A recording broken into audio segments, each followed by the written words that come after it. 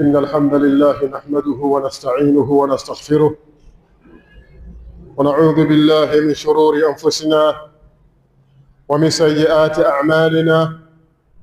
من يهده الله فلا مضل له ومن يضلل فلا هادي له.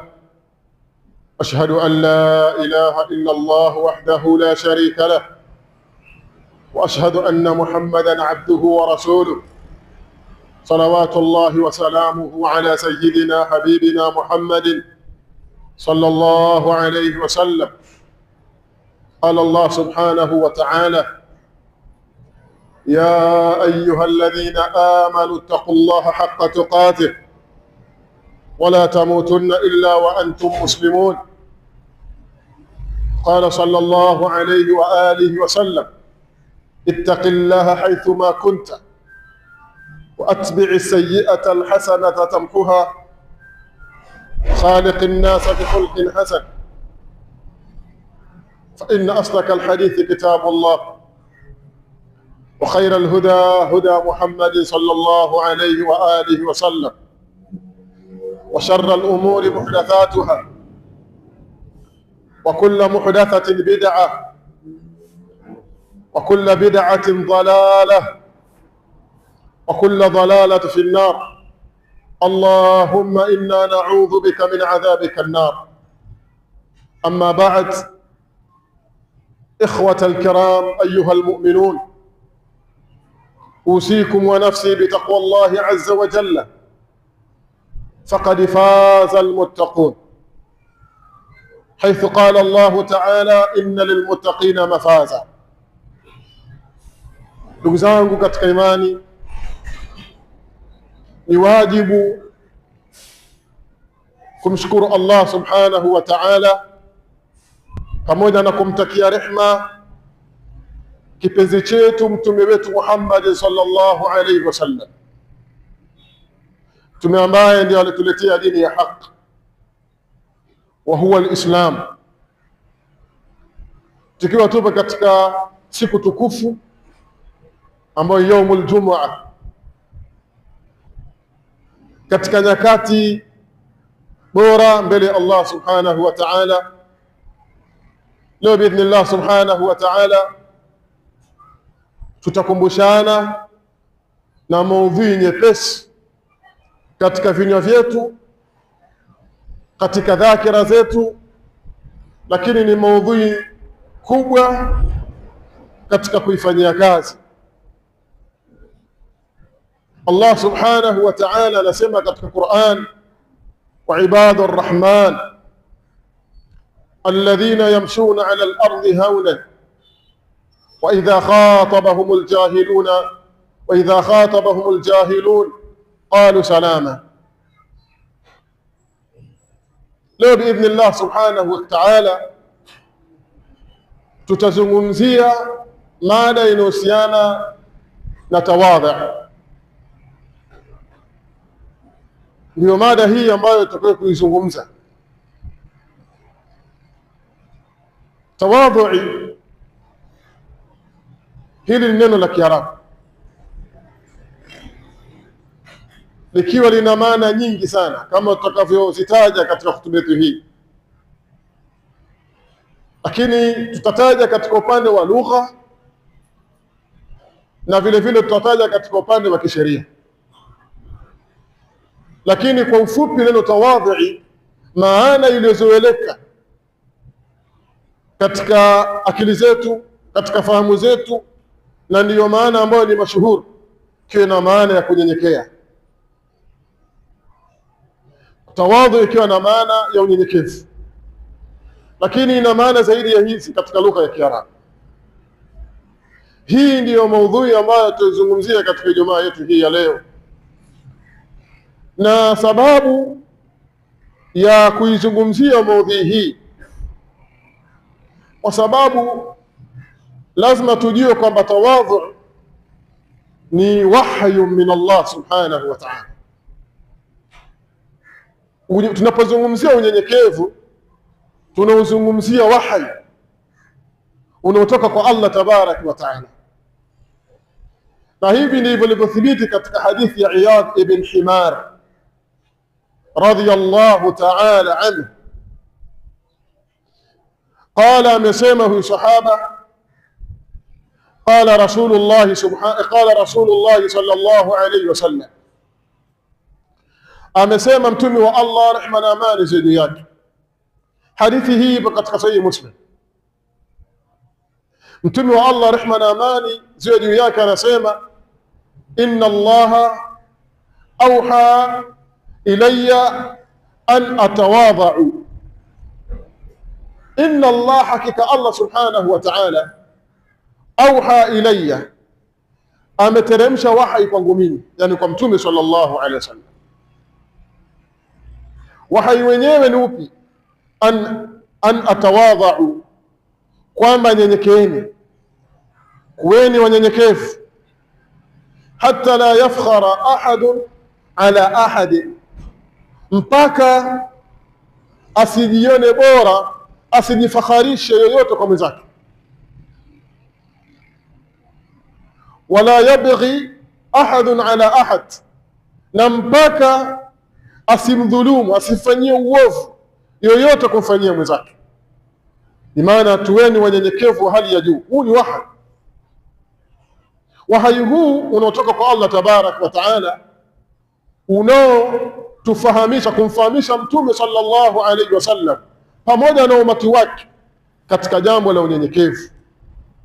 Ni maana kwamba tuweni sisi ni wanyenyekevu mpaka isifikie baadhi yetu kuwadhulumu baadhi ya wengine, au baadhi yetu kujifakharisha kwa baadhi ya wengine, kujifakharisha katika upande wa ilmu. Ni maana kwamba hawa wenye ilmu hawa ikawa wanajiona bora kwa wale ambao hawajui, isifikie hatua hiyo. Au kujifakharisha katika mali, kwamba hawa wenye mali ikawa ni bora zaidi kuliko ambao hawana mali, maana tunakusudia fuqara wal masakin, isifikie hivyo. Na vile vile wenye vyeo, wenye mansiba, wenye nafasi kubwa za kimamlaka, mpaka wale watawala pia wasio kwamba ni wenye kuona bora kwa wale ambao wanaongoza. Hii ndiyo maana kwamba hatta la yafkhara ahadun ala ahad, mpaka asiweze kujifakharisha yoyote kwa mwenzake. An atawadha, huu ni wahi unatoka kwa Allah tabaraka wa taala, ushuka kwa mtume wake Muhammad sallallahu alayhi wasallam, wahi ambao unatufahamisha kwamba tuwe ni wanyenyekevu. Hadithi hii kama tulivyozungumza kwamba ipo katika Sahih Muslim. Al-Imam an-Nawawi rahimahullahu ta'ala, Sharafuddin, katika kutolea maelezo hadithi hii anasema fihi al-amru bit-tawadhu. Ndani ya hadithi hii kuna maamrisho yatokao kwa Allah, kuna maamrisho yatokao kwa mtume sallallahu alaihi wasallam bit-tawadhu, kwamba watu wanyenyekee, watu wanyenyekeane. Wal amru bitarki at-tafakhur wal baghi, na ndani yake vile vile kuna maamrisho bitarki at-tafakhur, kuacha kujifakharisha baadhi yao kwa baadhi nyingine, wal baghi, na vile vile kuacha kufanyana uovu, kuacha kufanyana dhulma wenyewe kwa wenyewe. Hii ni katika sababu ambayo tuliona kuweza kutupelekea kukumbushana katika maudhui hii, maudhui ya tawadhu. Neno tawadhu katika upande wa lugha ya Kiarabu, wale wanafunzi wenzangu ambao tupo katika madaris hizi za kiilmu, linasimama sehemu ya masdar imechukuliwa katika fi'li ya tawadha. Tawadha maana amenyenyekea, ni fi'l madhi. Yatawadha ikiwa na maana ananyenyekea, tawadhuan ni kunyenyekea, hii ni masdar. Mutawadhi ni mnyenyekevu, ikiwa inasimama sehemu ya ismul fa'il, na mutawadha alayhi ikiwa na maana simama sehemu ya ismul maf'ul, yule mwenye kunyenyekewa. Ikiwa neno tawadhi inakuja katika hali hii, watu wa lugha wanasema at-tawadhu ni dhiddu al-kibr, kwamba unyenyekevu ni kinyume cha kibri. Tukisema kwamba huyu ni mnyenyekevu, kinyume chake maana yake hana kibri. Tukisema kwamba huyu ana kibri, maana yake amekosa sifa hii ya unyenyekevu. Lakini tamko hili katika lugha ya Kiarabu linakuja kwa maana nyingi. Tutataja maana tatu kwa kuangalia nafasi tulikuwapo nayo na wakati. Maana ya kwanza, at-tawadhu, ina maana at-tadhallul wat-takhashu', ina maana kujidhalilisha, ina maana ya unyenyekevu, na hii ndio maana ambayo ni mashuhuri. Maana hii ndio maana ambayo inafahamika mpaka na watu wa kawaida.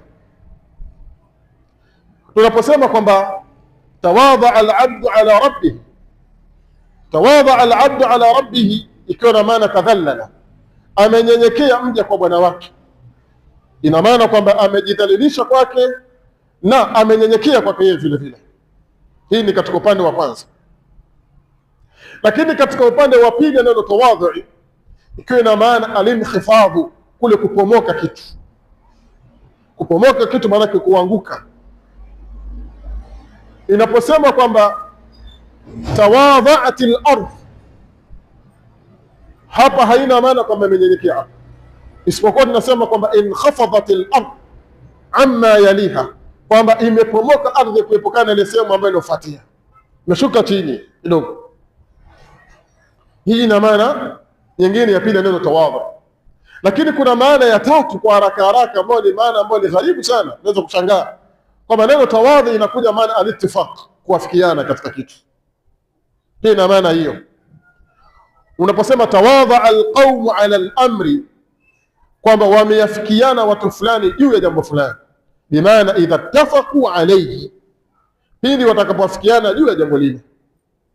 Hizi ni katika maana tawadhi katika upande wa kilugha, na zimekuja katika maana nyingi sana. Kurejea katika qawamis za lugha ya Kiarabu, miongoni mwa kamusi unaweza kurejea katika Mu'jam al-Lugha al-Arabiyya al-Mu'asir للشيخ أحمد ابن مختار ابن عمر. unaweza kurejea utakuta maana hizi maana tawadhu. Lakini tawadhu tunayokusudia sisi ni kule kujidhalilisha, kujishusha, kuto kujiona bora kwa mwenzako. Hii ni katika upande wa kilugha.